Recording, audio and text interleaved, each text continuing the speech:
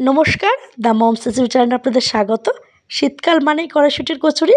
তার জন্য আমি আজকে কড়াইশুঁটির কচুরি আপনাদের করে দেখাবো। তার জন্য এখানে মিক্সিং জারে কড়াইশুঁটি নিয়ে নিয়েছি, দিয়ে দিলাম আদা কুচি। এটা খুব ভালো করে পেস্ট বানিয়ে নেব। এই যে পেস্ট বানিয়ে নিয়েছি।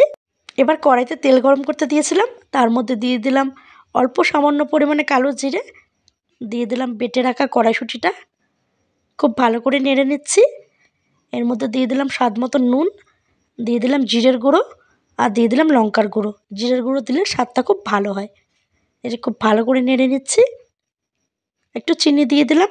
খুব ভালো করে একটা পুর বানিয়ে নেব। এই যে আমাদের পুর রেডি। আগে থেকে এই যে ময়দাটা মেখে রেখেছিলাম, অনেকটা নরম হয়ে গেছে।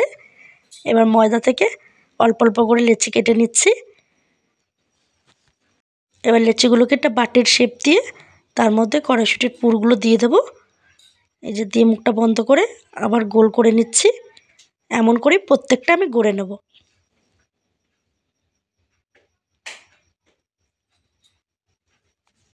এবার আমি বেলে নেব।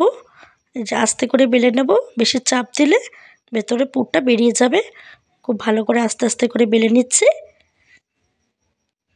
আর এদিকে তেল গরম করতে দিয়েছিলাম, তেলটা গরম হয়ে গেছে। এক এক করে কড়াইশুঁটির কচুরি ছেড়ে দিচ্ছি। দেখুন কি সুন্দর লাল লাল ভাজা হয়েছে। এবার আমি তুলে নেব। এই যে তুলে নিচ্ছি। এই যে রেডি হয়ে গেছে আমাদের কড়াইশুঁটির কচুরি। ভালো লাগলে লাইক কমেন্ট সাবস্ক্রাইব করবেন, চ্যানেলটির পাশে থাকবেন।